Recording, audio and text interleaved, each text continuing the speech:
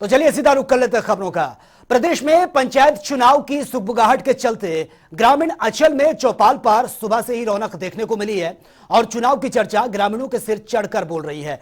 पिछले 2 सालों से गांव की सरकार चुनने के लिए ग्रामीण चुनावी तारीखों का बेसब्री से इंतजार कर रहे हैं। ग्रामीण चाहते हैं कि चुनाव आयोग जल्द से जल्द पंचायत चुनाव की घोषणा करे और गांव के लोग अपनी मनपसंद का सरपंच चुनकर गांव के रुके हुए विकास कार्यों को पूरा करवा सके। पंचायती चुनावों को लेकर गांव में सुगबुगाहट शुरू हो चुकी है। चुनाव आयोग किसी भी समय चुनावों की घोषणा कर सकता है। इस समय हम मौजूद हैं अंबाला के गांव बलाना में, जहां पर हम लोगों से बातचीत करेंगे कि वो आने वाली पंचायत किस तरह से देखते हैं, कैसी पंचायत होनी चाहिए, गांव में क्या कुछ विकास कार्य हुए हैं या फिर वो किस तरह के विकास कार्य चाहते हैं ग्रामीण। इस तरह की हम बातचीत करेंगे। आइए जानते हैं हम कि किस तरह से। भाई साहब, क्या नाम है आपका? सुखचैन सिंह। सुखचैन जी, गांव में विकास कार्य हुए भी होंगे तो अभी कुछ समस्याएं भी होंगी, तो क्या क्या समस्याएं हैं जिनका निदान चाहते हैं? हमारा गांव सर 2008-9 के अंदर आदर्श गांव बनाया गया था, जो कि आज की डेट में सिर्फ कागजों के अंदर ही आदर्श गांव बन के रह चुका है। क्योंकि जो यहाँ पर आप जैसे कि कह रहे हो समस्याएं हैं, जो समस्याओं का अंबार हमारे गाँव के अंदर पब्लिक के लिए लगा हुआ है आज की डेट में। जो सबसे प्रमुख समस्या है वो पानी की निकासी की है। क्योंकि जो अभी पीछे नए नालों का निर्माण हुआ था, वो नाले जो हैं इतने ऊंचे करके बनाए गए हैं कि नालियों का जो लेवल है वो जो नाले का लेवल है वही नाली का है। नाली का पानी उसके अंदर जाता ही नहीं, बल्कि नाले का पानी बैक गलियों के अंदर आ रहा है। और उसके बाद हमारे गांव के अंदर स्ट्रीट लाइट, सड़क के ऊपर लाइटें लगी थी सर, ब्लॉक्स लगने थे, जो सभी काम पेंडिंग पड़े हैं। सफाई की व्यवस्था बिल्कुल खस्ता है। रोड के ऊपर भी आप देख सकते हो, जो हमारे गाँव का स्टेडियम है वो भी खेलने लायक नहीं है। वहाँ पे सरकंडे उगे हुए हैं, बहुत बड़ी बड़ी घास है। जो सरकारी स्कूल है उसका ग्राउंड भी एक तरह से बिल्कुल ही डेड कहेंगे हम, क्योंकि वहाँ पे खेलने वाला जैसा कुछ नहीं है, क्योंकि वहाँ पे घास ही घास उगा हुआ है। और वहाँ पे एक उन्होंने वाटर हार्वेस्टिंग सिस्टम लगाया हुआ है, स्कूल सरकार के जो बंदे थे उन्होंने लगवाया था, पर वो हम देख के आए थे उसको, वो खुला पड़ा है। वहाँ पे कभी भी हादसा हो सकता है, स्कूल में बच्चे जाते हैं जिस प्रकार से। तो इस प्रकार से बहुत सारी समस्याएं जो हुई पड़ी हैं, जो मेन निकासी की समस्या है। तो आने वाली पंचायत से किस तरह से की उम्मीद करते हैं? हम सर यही उम्मीद करते हैं कि जो भी हमारे गांव का नुमाइंदा इस बार चुनकर आएगा, जो निष्पक्ष और मेहनत के साथ कार्य करे और गांव को प्रगति के पथ पर लेकर चले और बिल्कुल भी लड़ाई झगड़े में किसी प्रकार की इन्वॉल्वमेंट ना करे और सबका साथ और सबका विकास करे। तो ये थे हमारे साथ सुखचैन जी, जिन्होंने बताया कि जो गांव में पानी की निकासी की समस्या है वो बहुत गंभीर है। पिछले काफी लंबे समय से इसकी ओर ध्यान नहीं दिया गया।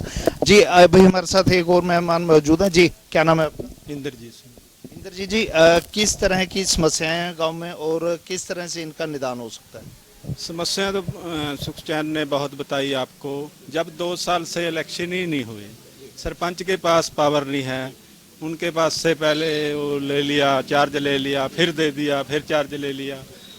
अब जब सरपंच के पास कोई पेमेंट ही नहीं आएगी तो सफाई भी क्या कराएगा, क्या कहाँ काम करेगा वो?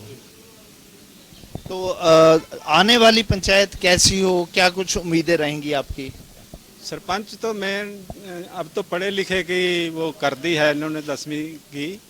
पढ़ा लिखा लड़का कोई आएगा, नौजवान लड़का आए, काम करे और इसको डेवलपमेंट करे गांव की, जैसे सफाई की करे, गलियां नाले की देखे, मच्छर मक्खी की देखे, कोई हॉस्पिटल के बारे में सोचे, कोई डंगरों के जैसे बीमारी आ रही है उसके बारे में सोचे, और भी सामाजिक भलाई के काम करने चाहिए। तो यानी आपके कहने का मकसद है कि जो सरपंच है वो पढ़ा लिखा हो और पंचायत भी पूरी पढ़ी लिखी हो ताकि गांव के विकास कार्य हो सके।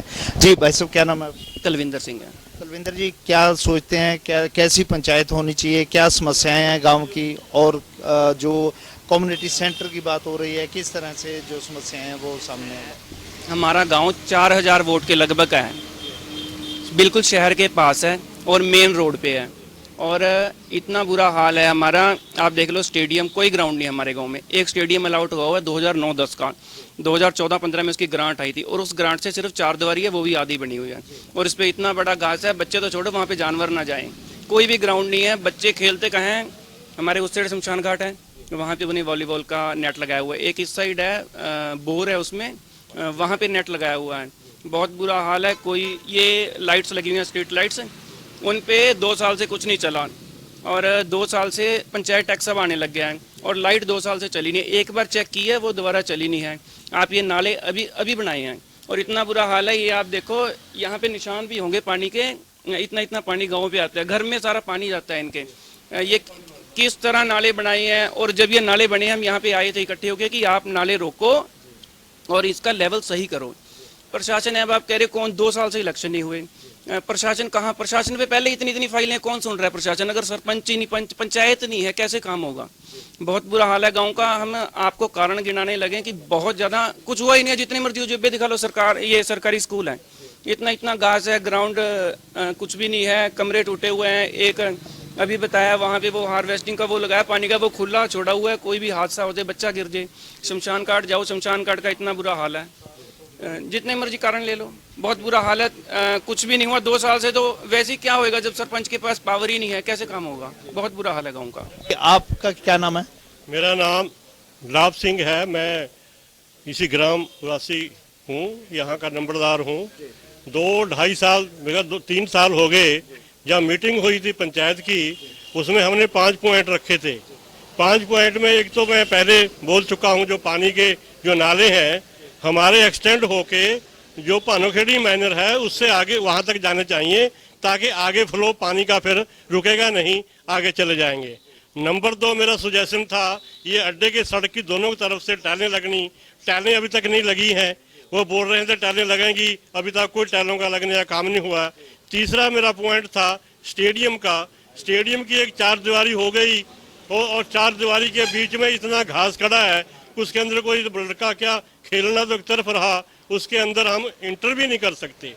नंबर 4 मैंने एक पॉइंट दिया था, ये जो बस स्टॉप है हमारा बलाने का, कि यहाँ पहले बस स्टॉप नहीं था, बैठने के लिए जगह नहीं, इन्होंने एक ऐसा बना दिया बिल्कुल सब स्टैंडर्ड, एक ऐसा झुग्गी टाइप बना दिया, छोटा सा आप देख सकते हैं सामने, कि इसके अंदर कोई बैठ नहीं सकता। ये थे हमारे साथ गांव बुलाना के नंबरदार, जिन्होंने बताया कि किस तरह से गांव में जो समस्याएं हैं वो पूरी तरह से बरकरार हैं, लेकिन उनका निदान अभी तक होता दिखाई नहीं दे रहा।